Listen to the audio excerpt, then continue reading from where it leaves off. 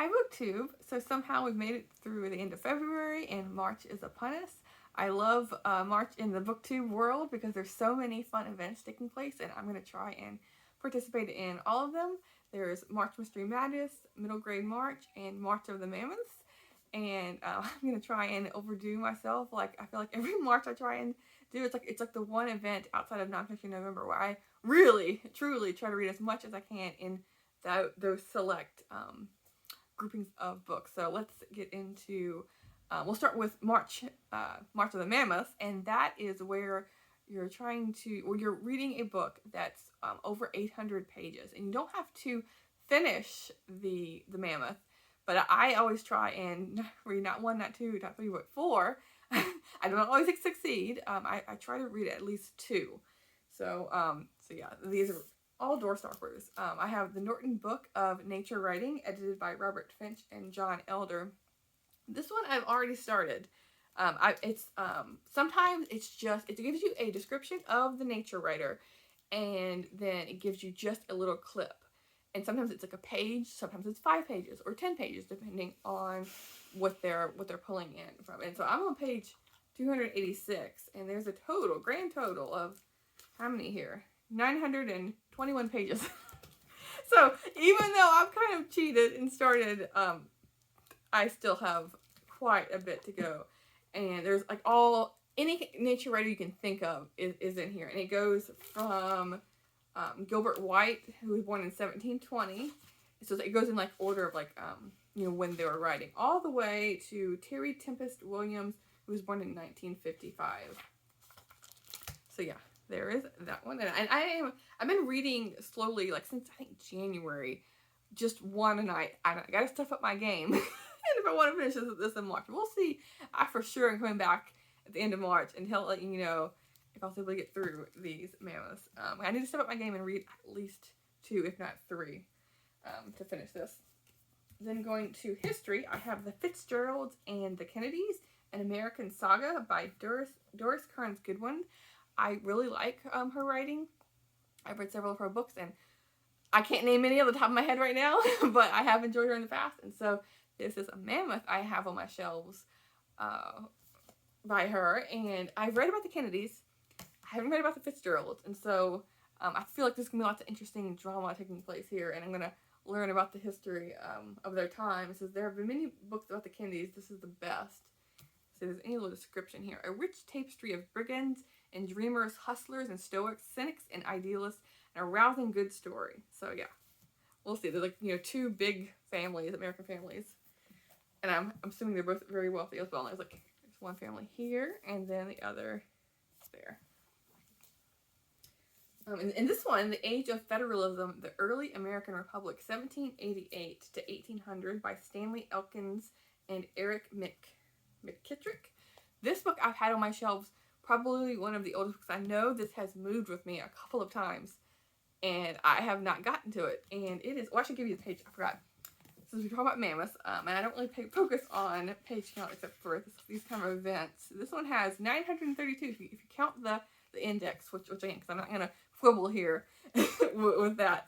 But this one, yeah, it's made several moves with me, and I just haven't gotten to it. It still has 925. It's very heavy.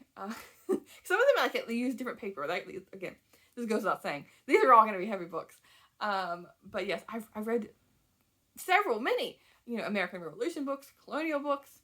I haven't gotten to this one, and maybe it's like the federalism part, and like me thinking like it's gonna get like nitty gritty and being maybe dull. I don't know. We'll see.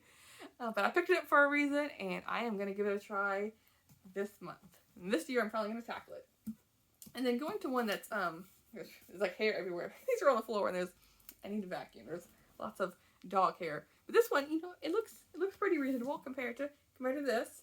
But no, it's very compact because the pages are like Bible pages, like very thin and like feel like they can rip really easily. But this is American Poetry, the 19th Century, Volume 1, Freno to Whitman. And I thought poetry, that would be, something that's reasonable to get through for a Mammoth. And it has this annoying sticker. I took it off, but it is so sticky.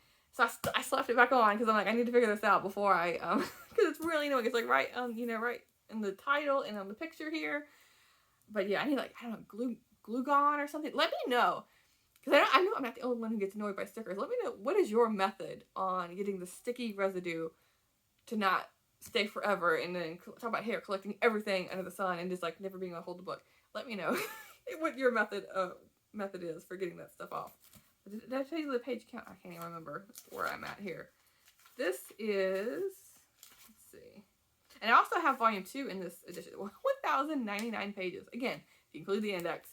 I have volume 2 as well. And so I read, I've tried to focus on poetry, I think, was it last year or the year before?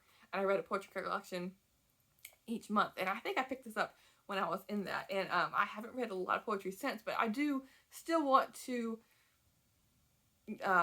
expand my knowledge on poetry, be more comfortable with it, because I feel like I'm not alone here, and outside of school I've never really dived into poetry, and so I want to be more comfortable with it. So I'm going to be reading this American poetry collection.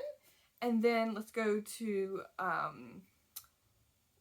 was going to say for middle grade March, let's see if you can see here, I have this shelf and then one above it that is all, because I have like it all like broken down by genres. But I have 2 shelves that are cram full of middle grade books. A lot of them are Newbery winners and runner-ups, mixed in with a bunch of other things as well. And they're really slim compared to these mammoths. So I am going to try, I feel like I might be crazy here, but I feel like there's like something going around. Maybe it was like for the mystery books, but there's like A to Z challenge. Well, anyway, there's many different things that you can do with that. I mean, there's many different readathons or events that have that in there. Anyway, so I am going to do my own little A to Z challenge here of reading, because I have it by alphabetical for the middle grades, just so I can keep it straight. And so I know what I have and what I don't have, because they're so small they can kind of like get all, I can have a duplicate on there without knowing.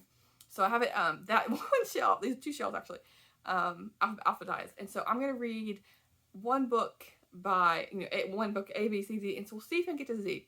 I'll keep you posted. I don't have a specific TBR, but I have a lot to choose from. And then going to March Mystery Madness, I also have this shelf here is all of my mystery and thriller books. I also moved some of the romance books over here, like the suspense and intrigue. I moved over to just see if I can get to some of those. I don't know. These are the purple ones over here.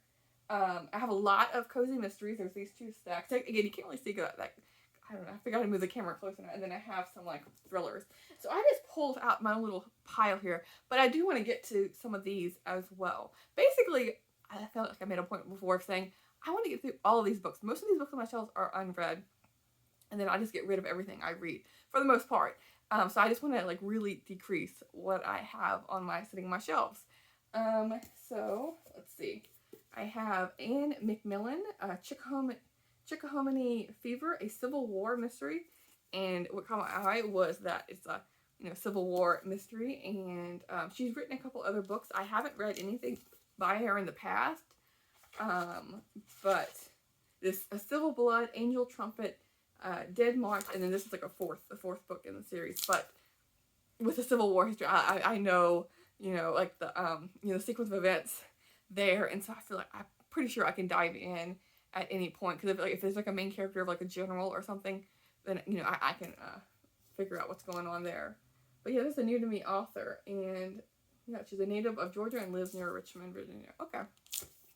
And I know there's lots of Civil War markers and things in Virginia. So then let's see, the next one is a thriller. This is Michael McGarity, Under the Color of Law, a Kevin Kearney novel. And I just picked this off the shelf because, again, an author I never heard of and know nothing about.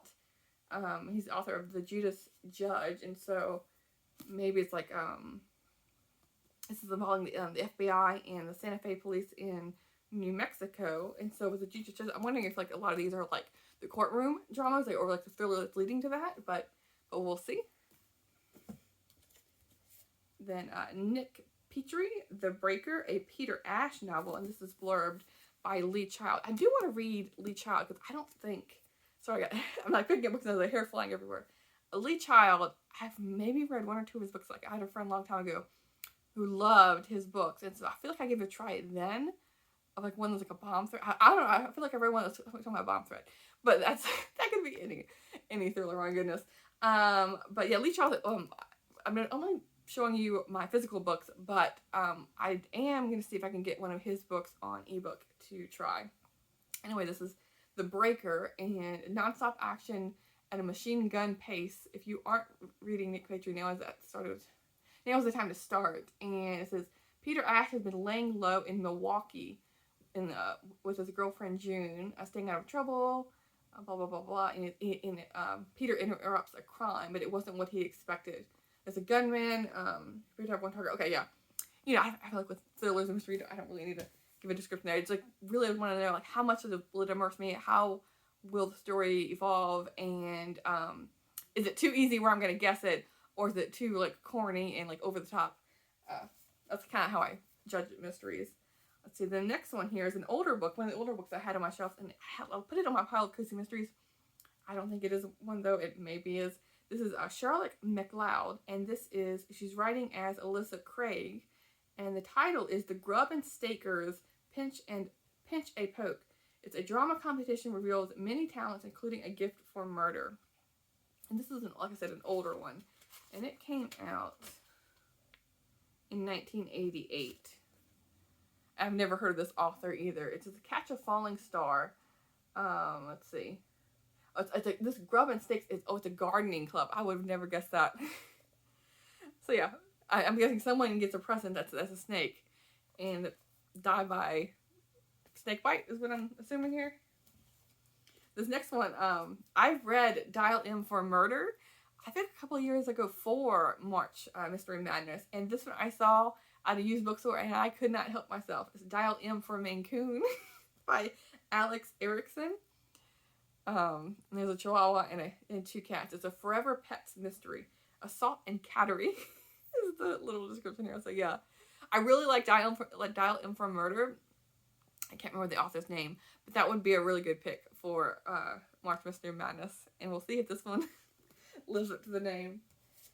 I have Town in a Strawberry Swirl by B.B. Haywood. Not as fun of a title, but this is a candy holiday murder mystery. And it just looks like springtime. Well, really, it's more strawberries or summer. But it just looks like a nice setting here. Where's this taking place? Cape Willington, Maine. It's idyllic life tending to the Blueberry Acres farm she runs. Who's the author? I mean, who's the main character? Well, it doesn't even say. That she runs with her father and occasionally stepping to solve a murder or two. Yeah, so there's that one. And then the last one here is The Woman in Cabin 10 by Ruth Ware. I think I've read one book, maybe two by her. I know this one's popular. I feel like it's made its rounds on BookTube. I haven't read this one, and Ruth Ware is just a okay author for me. It's nothing she's written or that I've read has wowed me. So we'll see if this one will. I'll take a rainy cover here, and I feel like there's like a movie or something coming out, TV show. I don't know. I'm way behind on those kind of things. But anyway, let me know if you're going to be participating in any of these challenges, and wish me luck. I might need it, considering how much I got on my plate. But yeah, I will talk to you soon. Thanks, BookTube.